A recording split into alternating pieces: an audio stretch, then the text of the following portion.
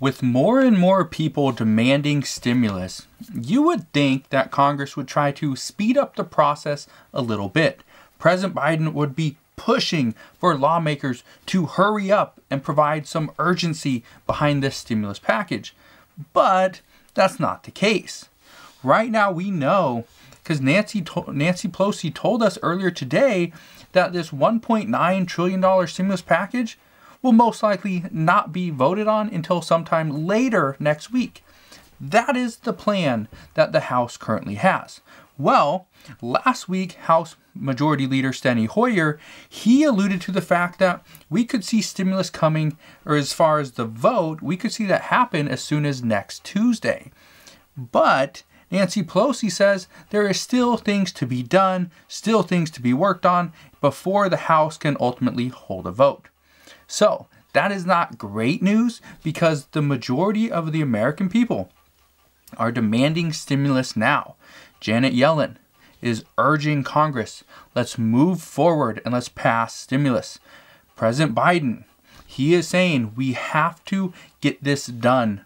We need big, bold action and we need it now. During Nancy Pelosi's press conference earlier today, Nancy Pelosi kept saying that the House would vote. Okay, this is what she said. She said the House would vote. The House is planning on a vote. She never said, and I repeat, she never said the House will pass. She didn't say that. She said the House will vote on the next stimulus package. And that has me a little bit worried. I'm a little bit skeptical about where the House currently stands and how this bill will be perceived once it gets over to the Senate. So, what we do know as of right now is that there are multiple issues that are currently being worked out. Some of these are very simple. Some of these are just minor details. Some of it is just the verbiage within the bill. But there are some that are a little bit bigger and could ultimately derail this entire stimulus package. First, we have Joe Manchin, who stated multiple times just in the past couple of weeks that he will not go against the Senate parliamentarian to get this stimulus package pushed through. Even though his one vote could completely derail the stimulus, he will not vote against the Senate parliamentarian. So he would vote no. If, and again, this is just an if, but if the Senate parliamentarian rules against Democrats saying that no, the $15 minimum wage does not necessarily affect the federal budget, so we cannot include that into the budget reconciliation. Well, Democrats can ultimately overrule what the Senate parliamentarian says and just do their own thing. But Joe Manchin says, no, I will not go against her. We also know he is not happy with the $1,400 stimulus check targeting, and he wants this to be a little more strict because he still states that yes, people that do make $200,000 or even over $150,000 should not be receiving a stimulus check. Others say it's still very strict. They should just open it up completely like it once was. And we also know Joe Manchin, because he said this morning, that he still opposes the $15 federal minimum wage. That is not great because that is one of the key priorities within this bill. We also know that Kyrsten Sinema, the Democrat from Arizona, she opposes the $15 minimum wage as well. And she has been very vocal about this, and she has been saying this into the public, that she does not support this, not in a budget reconciliation.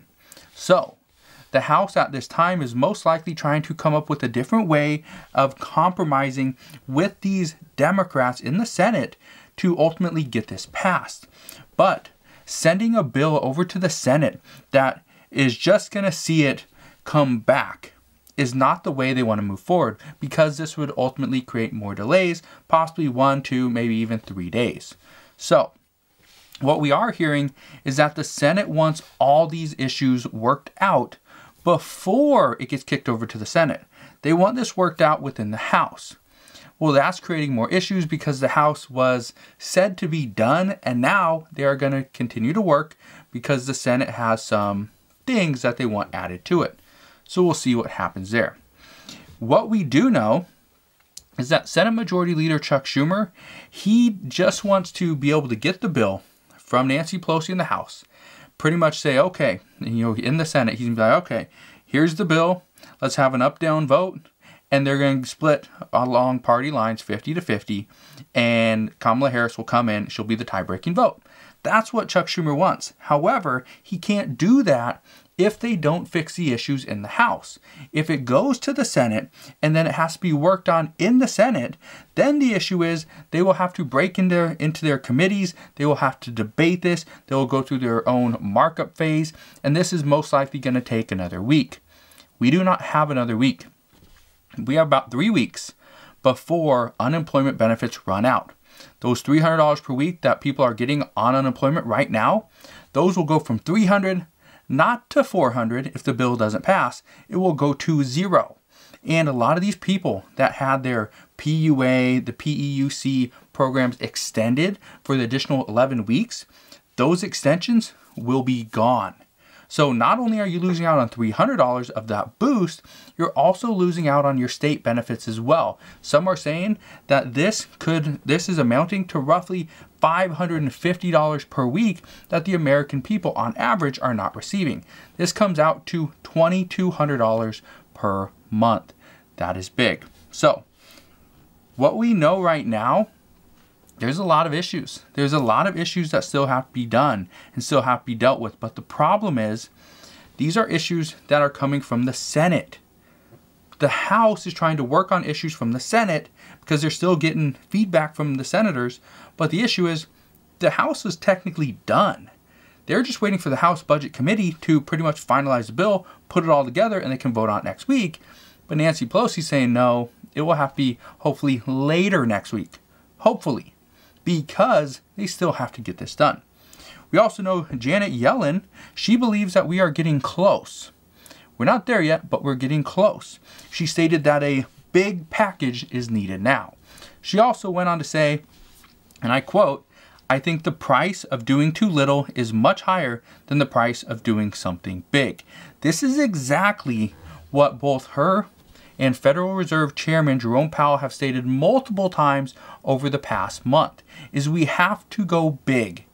The problem is not going too big, the problem is providing too little. And I believe every single American would most likely agree with that.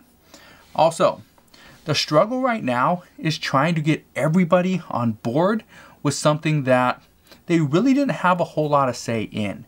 And that's becoming an issue because we still have progressives that are pushing for not just $400 per week for unemployment benefits, but for $600 per week.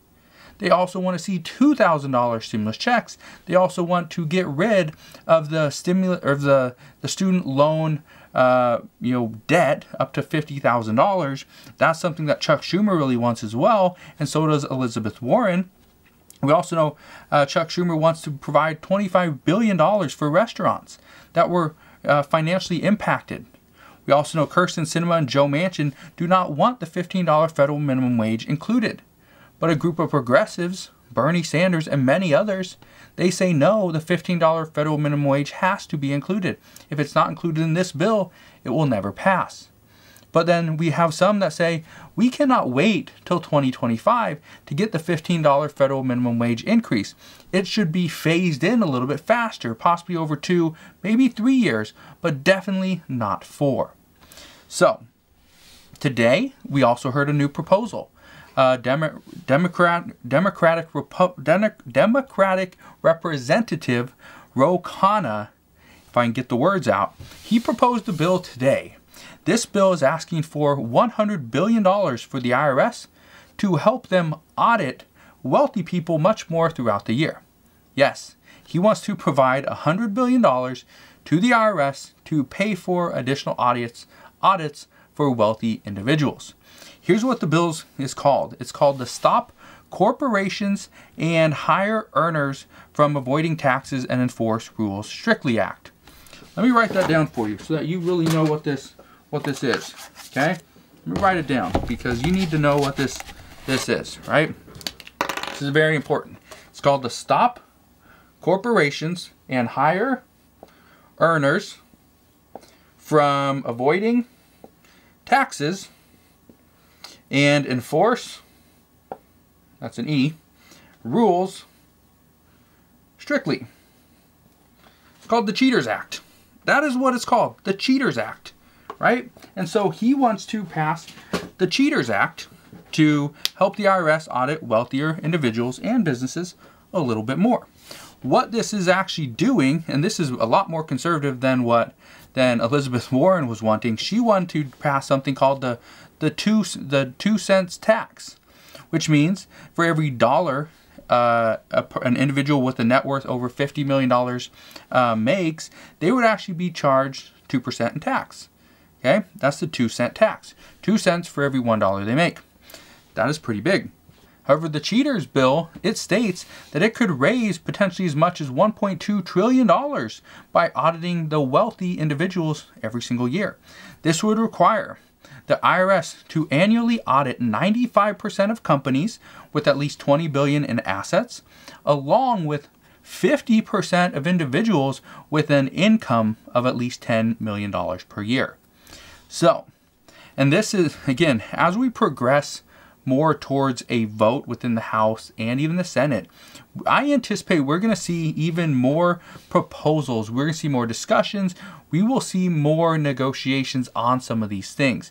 That's currently what I expect. Now, I don't expect all these different proposals to be included in this $1.9 trillion stimulus package, but I do expect we will see some discussions and talks. So, as we know a little bit more as to what they're going to do, how close we're getting, what we could potentially see, what is actually going to go out to the American people, I promise I'll come back and update you on all those things.